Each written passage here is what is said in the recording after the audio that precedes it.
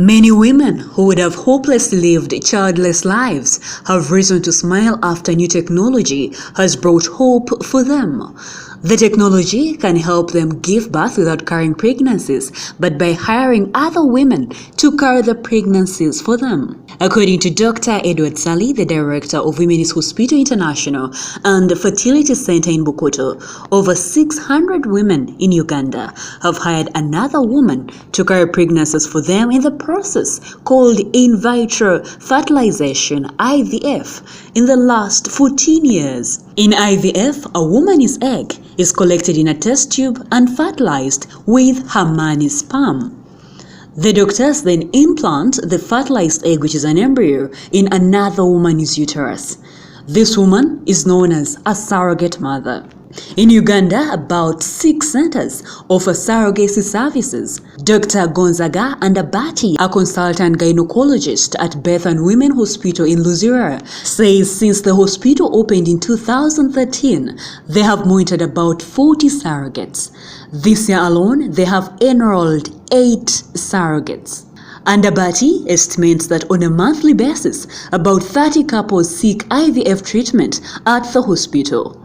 Out of those, 5 mothers will require surrogates. The demand for it has been increasing according to what I've seen. It is increasing over time. For example, initially it was so difficult to really convince, not really convince, but to make people understand that, you see, the pregnancy will really be normal. But many people have seen it to be normal, and this has really boosted. Now on monthly basis, on monthly basis, we have about 3 to 5 couples who enroll for this program, and to me it is encouraging because, you know, as a health worker who is involved in this field, when a couple comes to you, the first question that comes to my mind is, what can I do? Because they come with a lot of stress. What can I do to help these people conceive?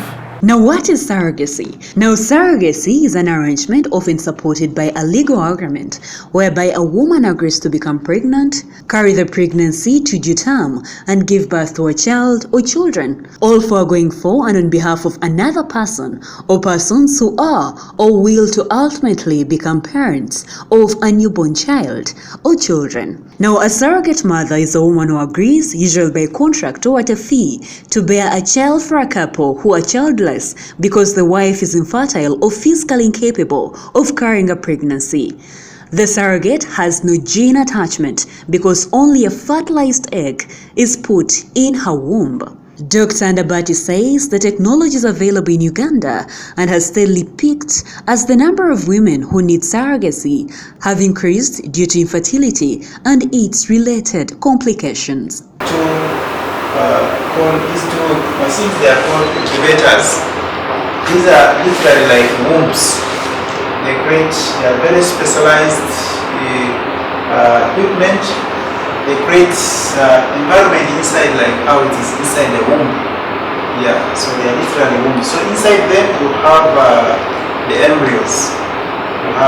So when we get the eggs, after we remove them, we sort them out, we examine them here, and then also we assess the sperms and we mix them, and then we put them inside for them to now meet and cause fertilization. But is this legal in Uganda? Sarah Pendi, the State Minister for Health, said currently the services are being offered in the country unregulated and especially by private clinics. Dr. Katumba Sentongo, the registrar of the Uganda Medical and Dental Practitioners Association, said they drafted regulations governing assisted reproductive technology and submitted them to the Solicitor General for approval in 2016. However, Opendi said when the Solicitor General reviewed them in April 2016, he advised them to come up with a second Allon law. She is, however, optimistic that IVF law will be ready in 2 months since they already have what is required.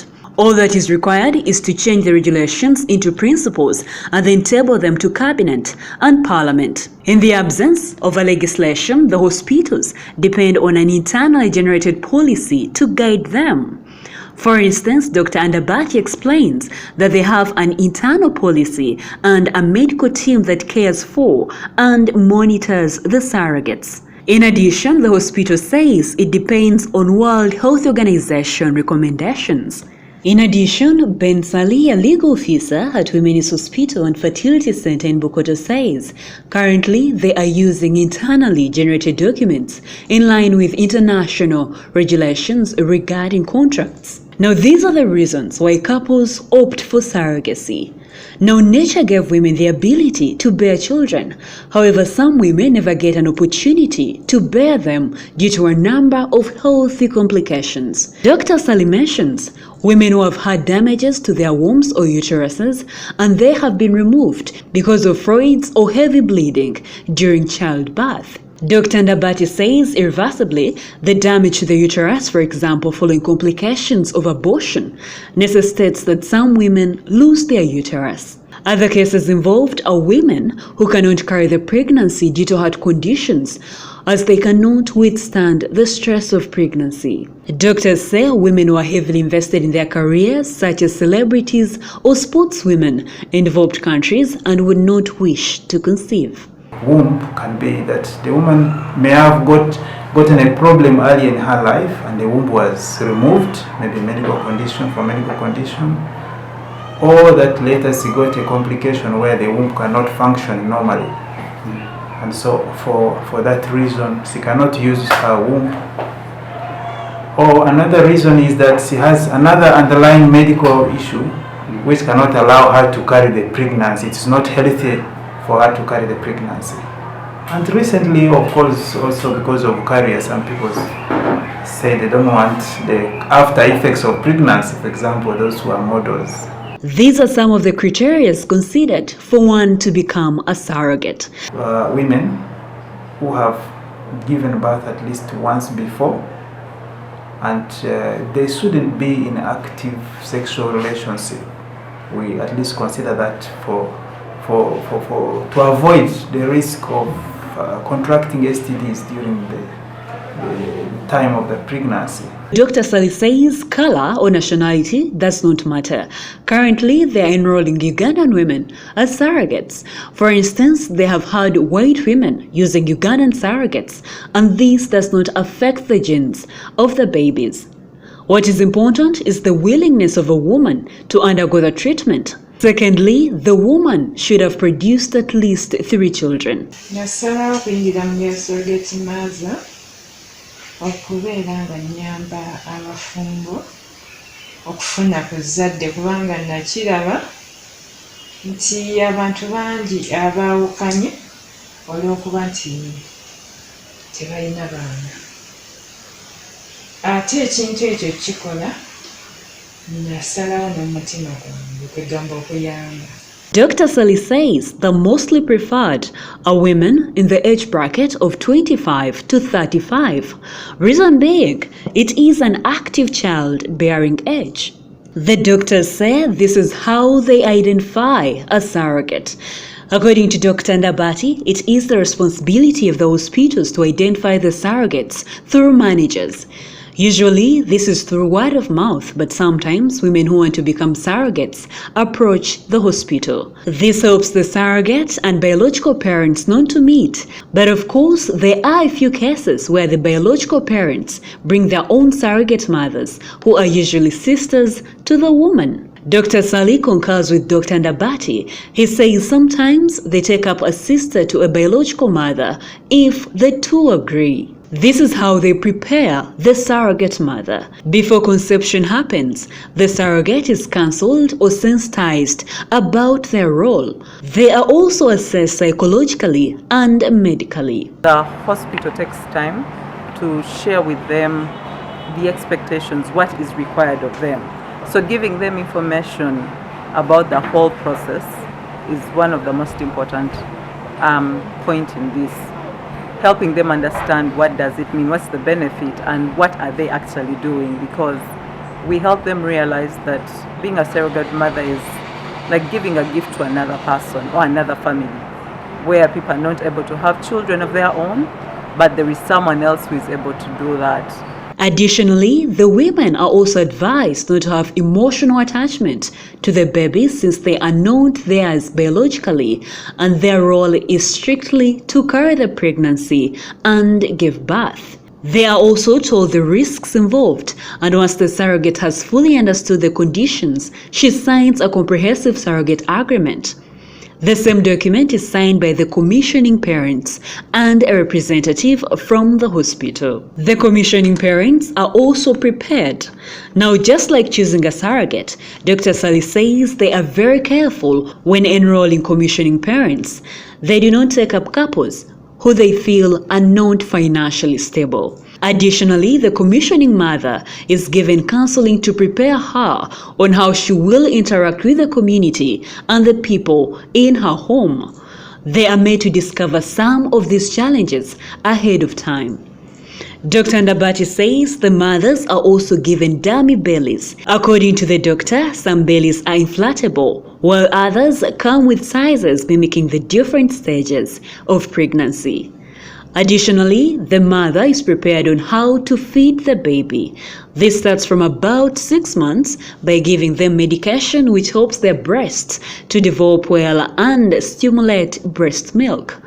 The mothers are also sensitized on how to feed and care for the baby. Now, this is what happens at the stage of handing over the baby. As per the surrogate agreement, the hospital hands over the baby to the biological parent as soon as it is delivered. Dr. Ndabati says the surrogates have to deliver by C-section after a general anesthesia or sedation where they are not able to hear the first cry of the baby. After delivery, the surrogates are given medication to stop the production of breast milk since they are not going to breastfeed. In addition, they are given medication to enable them heal faster and any other psychosocial support they require. After this, there are several counseling sessions that follow. When the baby was born, the cry of the baby was a challenge for her because after the child was taken away, she wanted to hold that child and she wanted to even see the face of the child. And it became so serious that she couldn't stay in the same place. So they put her to a room that was near the nursery, and it was very difficult for her. So what she did later on, she asked the nurses to transfer her. So they had to take her to another floor away from where the baby was. So they get attached, and those are emotions that are normal. That's a normal mother, and you want to explore that for them and help them understand and not to. And most of it, sometimes they want to detach and say, "I shouldn't feel like that. There was an argument." But in counseling, you help people to accept their feelings and say, "Yes, this is what is happening for you, and it is normal. So let's embrace it and see how to work through it to a place where you are stable and emotionally well." Now, as the couple embraces this option, there are costs that need to be incurred. One of the things that is clearly spelled out in a surrogate contract is the surrogate's monthly maintenance fee and the contract fee which is given to the surrogate after delivery. This money is paid by the commissioning parents. At Dr. Sally's hospital, a surrogate is given a standard maintenance fee of 500,000 shillings. This money is used to buy food, pay house rent, or foot any other bills. However, since a surrogate never meets the commissioning parents, the money is delivered to them through the surrogate managers. After delivery, the surrogate is given a standard contract fee. However, this fee varies depending on the delivery center. For instance, at the Women's Hospital in Bukoto, if a surrogate carries and delivers one baby, she gets 6 million shillings. When she delivers 2, she is given 8 million shillings, and when she delivers triplets, she gets 10 million shillings. This means the total amount a surrogate earns ranges between 10.5 million shillings and 14.5 million shillings depending on the number of children she delivers. But sometimes when the commissioning parents are happy, they can reward the surrogate with more money. For instance, Dr. Sally cites an incident where a mother was given more money by commissioning parents to build a house. The amount surrogates get at Bethany Women's Hospital differ.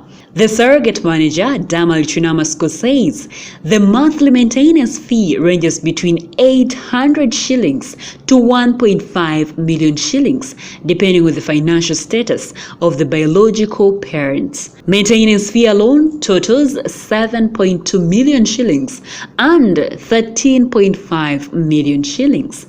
Now, after delivering one baby, a surrogate is given 7 million shillings, and those who deliver twins or triplets earn 9 million shillings.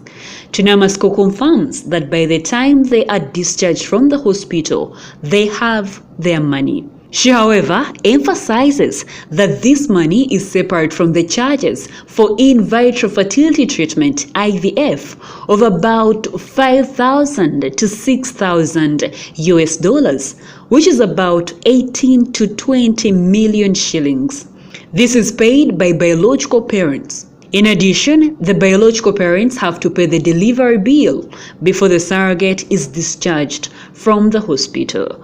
Dr. Sally explains that in case a surrogate fails to conceive or suffers a miscarriage or an abortion, the IVF fee is not refunded. The commissioning parents can either pay for another procedure or can try their luck elsewhere. This report was compiled by Agnes Chotarengerire for New Vision TV. Examination and assessment of the embryos.